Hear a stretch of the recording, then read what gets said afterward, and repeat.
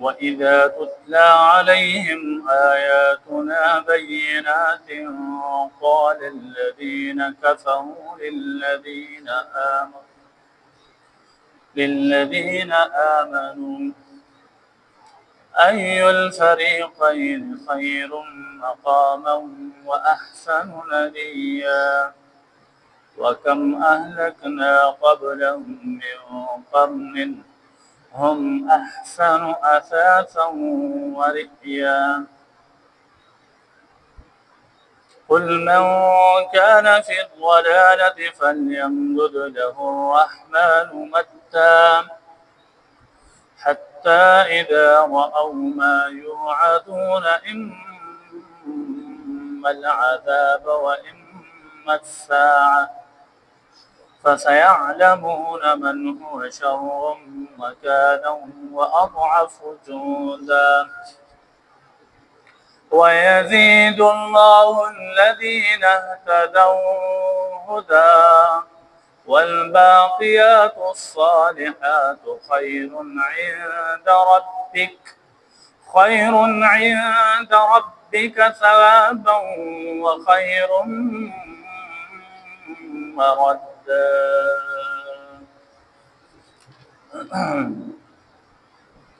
ده سورة مريم 73 نمبر آیات تے 3 نمبر آیات دا سورة مریم. دے آیات کی اللہ جل جلالہ دا مشرکان مکہ یو ناپسندیدہ خبر را نقل کئی. اللہ فرمائی کلچی دا واضح آیاتنا دا فدی کفارو باندې ولیستیشی نو دا کفار مومنانو توائی چې کومه یو ډله دا زیاته بهتره ده په اعتبار د مقام سره د ناستې سره او د مجلس سره. یعنی تاسو د مسلمانانو دا جماعت چې کومه ده نو تاسو خو ټول کمزوري خلک ناست یې او موږ ټول سرداران ناست یو. تاسو خو د غرباو ټول مجلس ته او کمزوري مجلس مو دی او زمون خو د مالدارانو خو مجلس وي نمو خو تاسو نه بهتر یو. الله جل جلاله فرمایي کم اهلکنا ډیر مون هلاک کړي دي قبلهم مخکد دوینا من قرن دومتوننا هم احسن اساسا چې هغوی خو اساسی والو مالدارو ورئین او خو مجلس والو. یعنی ستاسو نه مخکې چې کم خلق مونږ هلاک کړی دی نو تاسو نه خو هغوی زیات مالدارو ستاسو د مجلسونو نه خو د هغوی مجلسونه نورم ښایسته و هغه خلک چې مونږ هلاک کړی دی نه یاد ساته چې داسې یو ورځ به تا مونږ هلاک کړو څنګه چې مونږ هغه خلک هلاک کړو نو دغه رنګې به تاسو چې دی نو تاسو به هم یو ورځ هلاک کړو. خو بیا ولې نو قل من کان فی الضلالة تو وایا هغه څوک چې هغه په ګمراهۍ ښکاره کې وي څوک چې په ګمراهۍ کې وي فلیمدد له الرحمن مدا پس الله جل جلاله هغه ته په دې گمراهۍ کې مهلت ورکړي. رحمان ذات هغه ته په دې گمراهۍ کې مهلت ورکوي حتی اذا رأوا تر دې پورې چې دوی وویني هغه څه یوعدون چې دوی سره وعده کړی شوی ده چې هغه څه دي اما العذاب چې هغه په دنیا کې عذاب یا د دوی قتل کېدل دي یا د دوی قید کول دي او یا دوی ته سزا ورکول دي واما الساعه او خواکو د قیامت وعده وي مرګ وي د مرګ نه پس چې کوم احوال وي هغه چې دی ویني د کوم چې دوی سره هغه وعده کړی شوی ده فسيعلمون من هو شر مكانا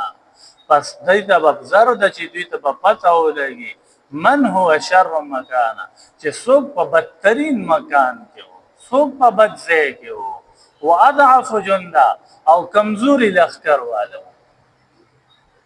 ويزيد الله الذين اهتدوا هدى او الله زیاتوي هغه خلک چې هغه په هدایت دي نو د هغه د فار نور هدایت چې دینو دا زیاتوي والباقيات الصالحات الله فرمای او نیک عملونه چې دین دا باقی وي خیر عند باقیات الصالحات او نیکه چې کوم باقی پاتې کېدونکې دي خیر عند ربک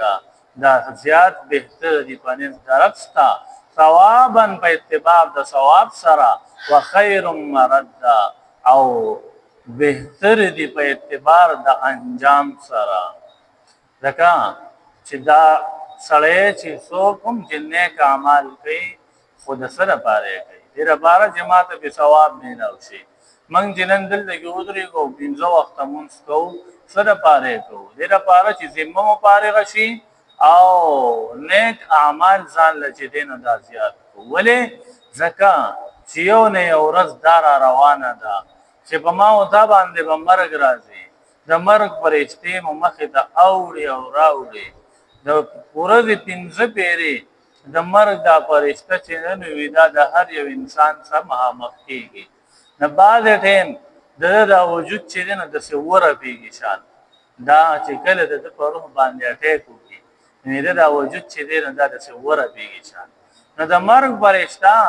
دا د ورځې موږ د پنځه پیرې چې دی نو دا مخامخ کېږي خو چې د چا وخت پکې پوره وي نو د هغه نه روح چې دی نو دا واخلي بیا څوک وایي د هارټ اټیک وشو بعضې وایي د اکسیډنټ وکړو نه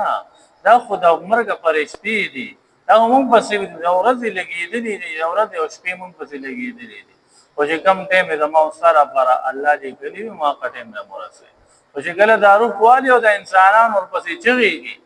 نه دا پرشته یو आवाज وکړي چې انسانانو تاسو ولې چغې واخې مونږ خو په دې سړي باندې ظلم نه دی کړی الله جل جلاله چې د دې لپاره څومره ټایم لیکلی او څومره وخت لیکلی 50 کال لیکلو 50 کال پوره شو 50 کال او 50 غنټې لیکلې به هغه پوره شوې 60 منټه لیکلې او هغه پوره شو 60 سکند لیکلې او هغه پوره شو الله جل جلاله د دومره عمر لیکلو خو ودون عمر کې ودون جامع غسل لیکلو هغه چولې دي دومره خوراک لیکلو چې دومره نوړې بکوي هغه پوره کړی دي چې څومره وخت څومره خوراک څومره سکاک هغه پوره شول بس اوس د الله حکم راغلو چې لاړ شو د پلان کې بندروخ چې دین دا مال راوړه دا خدای الله حکم دی په دې کې موږ څه کوتا ہے او نه توبه موږ پورا کوو خدایا ساده خلکو ونن تاسو چې او سوري ورته او غریوانو نشنوي نه یا ساده پیدا سی اورز ګوره زما پتا سوم قرض پاتې دا قرض به استادونه دې هم وصولوما نو دا هغه مرګ د بار مونږ چې دې خپل تیارې الله فرمایي باقی اعمال دا بهتر دي پنځ درستا په اعتبار د ثواب سره وخير مرد او په اعتبار د انجام سره دا بهتر دي الله انعام کول الحمد لله والعاقبة للمتقين والصلاة والسلام